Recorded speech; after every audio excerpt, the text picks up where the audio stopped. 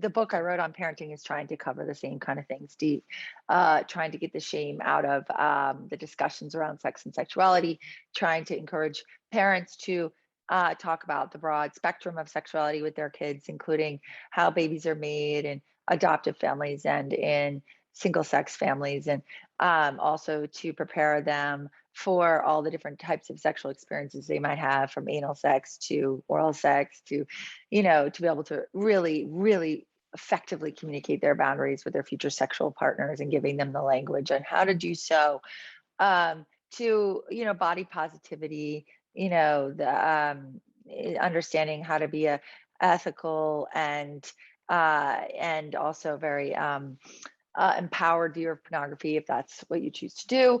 So all those kinds of really taboo and stigmatized subjects that parents need to embrace in order to raise like healthy and fulfilled children. Yeah, that's great. And, that's exactly what I, advise people to do, is really to talk about these ideas in a way that's open. And, we have to remember children are imitative, right? I mean, they're going to see how you feel around sex.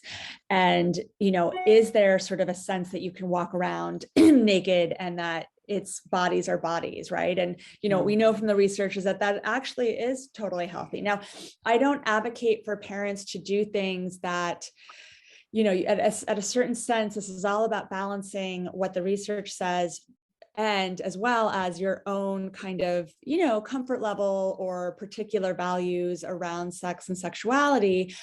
But what I really try to encourage parents to do is to have open conversations. And what we know is that, you have to remember, I think there's this common misconception that if we don't, that by talking to our children about sex, by talking to them about what sexual relationships look like, that we're going to be encouraging them to have sex before they're ready, that we're going to be giving them this message that they should be more sexual than they would be otherwise. And what we know is that that's actually not the case, right? Most children, most, teenagers are going to be having sex eventually. And what you're really trying to do is equip them with understanding and knowledge so that they're empowered in the experience and not coming to it on unequal footing.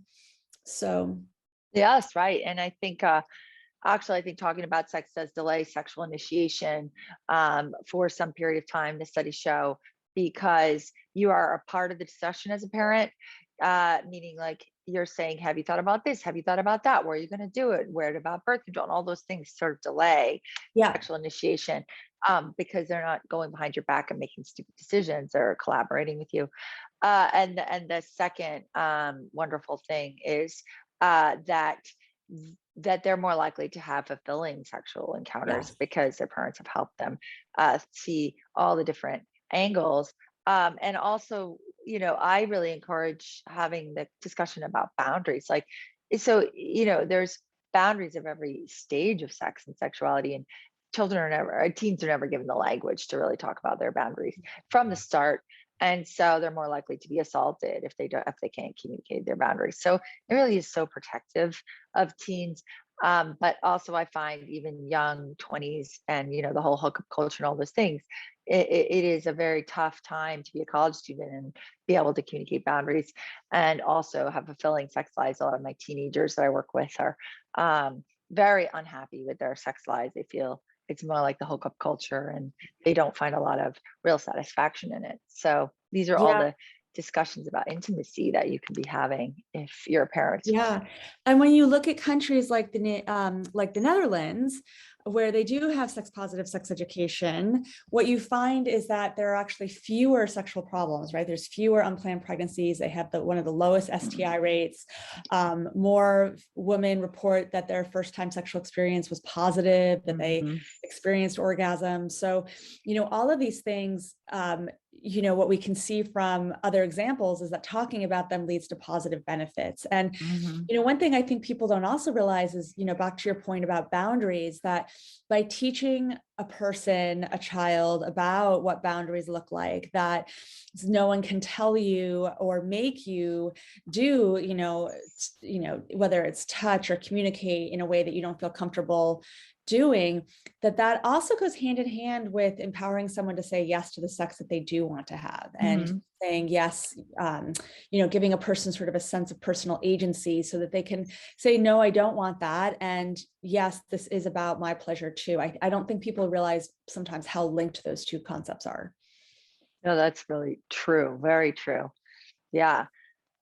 Boundaries is interesting because it can really be used even in very young children to start laying the foundation of sex education around like what kind of touch they do and do not like, in terms of even when they're playing tag, or they're, if someone puts their arm around them or tries to spank their butt in second grade, it's like these Yep. are all the foundations to be able to communicate who gets to touch you in what situations.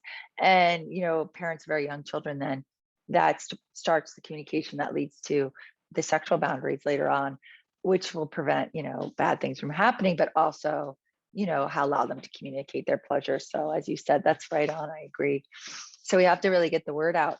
I mean, I think importing values as a family is very important, whether you have different values as a family, as some families have different values and other families are more religious, or but I still think that can all be done so nicely Mhm. in an open way, Yes. if parents are empowered to do so. But also teens can support each other. Yes. Yes. Absolutely.